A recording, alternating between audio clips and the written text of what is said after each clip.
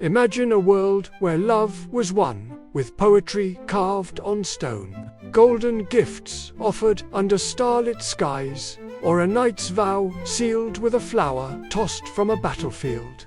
Welcome to Courting Queens and Goddesses, Love and Romance in Ancient Civilizations, where we uncover how men wooed the most beautiful women in history, from Egypt's Nile to Viking mead halls. These aren't just love stories. They're epic sagas of passion, power, and tradition that shaped empires. Let's dive into 5 ancient worlds to explore the art of courtship. Ancient Egypt, seducing a Nile goddess. In ancient Egypt, beauty was a divine gift, and courting a woman was like approaching a living goddess. Egyptians prized symmetry, kohl-lined eyes that shimmered like obsidian, and elaborate wigs framing faces with an ethereal glow. Women like Cleopatra, whose charm toppled empires, set an almost unattainable standard. To win such a woman's heart, a man needed wealth, wit, and a poet's soul. Courtship began with extravagant gifts. Gold necklaces adorned with lapis lazuli, amethyst beads, or lotus flowers, symbolizing rebirth and eternal beauty. Men often hired scribes to craft love poems on papyrus, comparing their beloved's radiance to the sun god Ra or the Nile's gentle flow. These poems, read aloud at feasts where harpists played and wine flowed, were more than flattery. They were sacred declarations of devotion. Love in Egypt, however, wasn't always a matter of the heart. Among the elite, marriages forged alliances or secured dynasties, with suitors offering cattle, land, or even entire estates to prove their worth. Commoners, though less wealthy, exchanged simpler tokens like woven bracelets or copper rings, imbued with personal meaning. Cleopatra's romance with Mark Antony reveals how love intertwined with power. She hosted banquets where rose petals carpeted the floor, dazzling the Roman general with her intellect and allure. Yet, Egyptian courtship respected boundaries. Mutual consent was valued, especially among royals. Picture a suitor standing by the Nile, his voice carrying a poem across the water, hoping for a glance from his beloved. This was Egypt's romance, a blend of reverence, strategy, and heartfelt passion. Medieval Europe. Chivalry and the fair maiden. In medieval Europe, courtship was a stage where chivalry transformed love into a noble pursuit. Knights didn't just battle foes. They fought for the hearts of fair maidens, whose beauty was immortalized in ballads and tapestries. Pale skin, rosy cheeks, and flowing hair, often veiled for modesty, defined the ideal. Courtly love, a tradition where knights pledged devotion to a lady, often unattainable or married, turned romance into an art form. Think of Lancelot and Guinevere, whose forbidden love fueled Arthurian legend, blending passion with tragedy. A knight might dedicate a tournament victory to his lady, tossing her a flower or scarf from the jousting field as a token of loyalty. Love letters, penned in elegant script, were delivered by trusted messengers, filled with promises of eternal service. These weren't mere flirtations. Courtly love demanded sacrifice, like embarking on perilous quests to prove one's worth. For common folk, courtship was less theatrical but deeply sincere. Village dances allowed stolen glances, and handcrafted gifts, like carved wooden combs or embroidered cloths, sealed bonds. Arranged marriages, especially among nobles, prioritized dowries and alliances, yet love found ways to flourish. The story of Abelard and Heloise, who defied the church for their passion, shows how even in a rigid society, the heart carved its own path. Medieval courtship was a tapestry of honor, devotion, and quiet rebellion. Ancient Greece. Wooing like a god in ancient Greece, Love was both a mortal pursuit and a divine obsession. Beauty was a gift from the gods, with women like Helen of Troy sparking wars with their allure. Greeks idealized physical perfection, athletic bodies, symmetrical faces, and eyes that glowed with wisdom or mischief. To court a woman, a man had to appeal to her mind and spirit, often through music, poetry, or feats of strength. Men competed in athletic contests, like the Olympics, not just for glory, but to catch a potential bride's eye. A well-played lyre or a cleverly crafted ode could stir the heart, as music was believed to channel the muses themselves. Greek courtship, however, was bound by tradition. Marriages were typically arranged, with fathers negotiating dowries of olive oil, land, or silver drachmas. Yet, love slipped through the cracks. Young men might sneak poems or small tokens, like a clay figurine, to their beloved during festivals like the Dionysia, where wine and revelry loosened social rules. Mythology shaped romance too. Tales of Zeus wooing mortals with golden showers or swans inspired men to be bold and imaginative.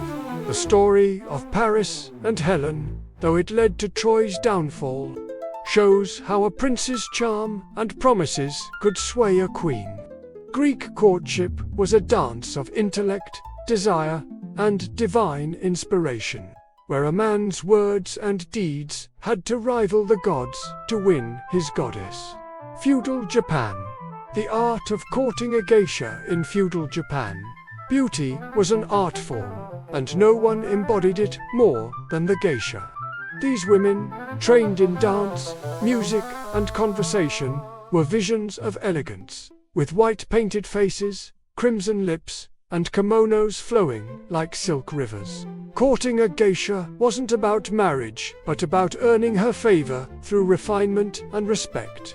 A suitor, often a samurai or wealthy merchant, attended tea ceremonies or performances, offering gifts like rare calligraphy scrolls, lacquered combs, or delicate fans.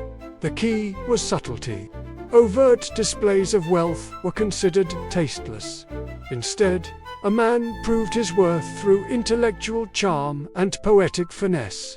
The waka poem, a 5-line verse, was a favored tool. A suitor might write, "Like cherry blossoms in spring, your beauty blooms eternal," hoping to impress with his artistry. Geishas held power in these exchanges, choosing whom to entertain based on wit and sincerity. For non-geishas, courtship followed stricter rules.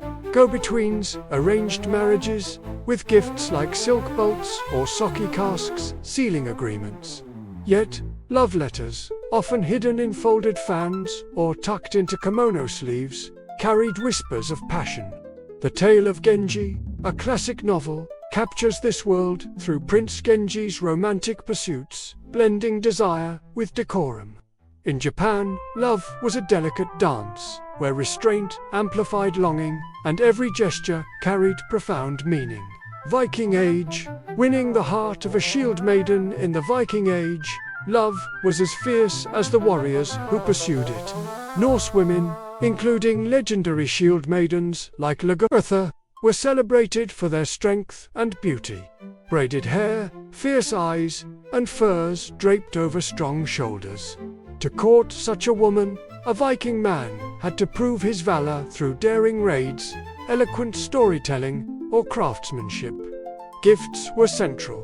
Amber beads, silver arm rings, or a finely forged axe showcased a man's wealth and skill.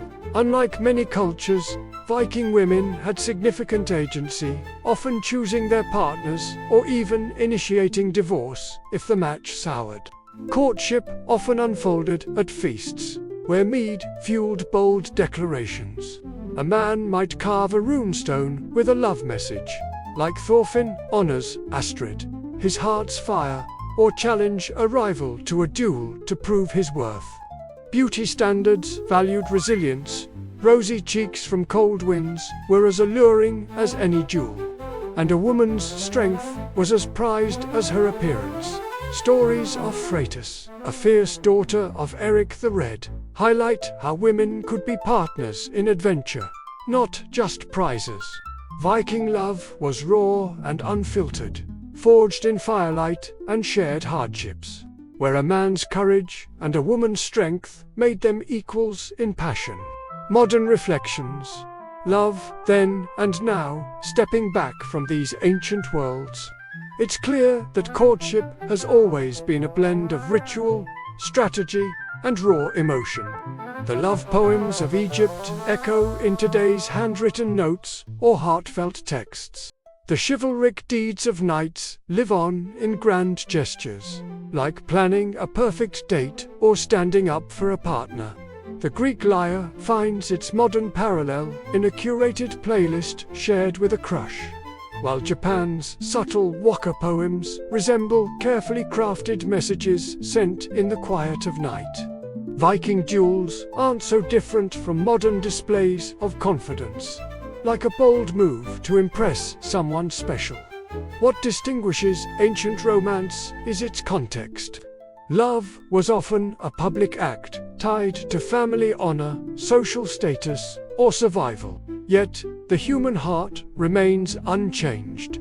We still chase beauty, seek connection, and craft our own stories to win affection. These ancient practices remind us that love is timeless. Whether it's a pharaoh offering gold, a knight pledging his sword, or a Viking carving runes under a northern sky, each era teaches us something about devotion. The courage to speak, the patience to listen, and the creativity to make someone feel like the center of the universe. From the poetic courts of Egypt to the rugged mead halls of the Vikings, men and women have always found ways to express desire, navigate tradition, and capture each other's hearts. These ancient love stories aren't just relics of the past. They're mirrors reflecting our own quests for connection. Which era's courtship resonates with you? Would you pen a waka poem, dedicate a tournament, or carve a runestone for your beloved? Share your thoughts in the comments, and let's keep the romance alive. Like, subscribe, and hit that bell for more journeys into history's heart. Until next time, keep chasing your own epic love story.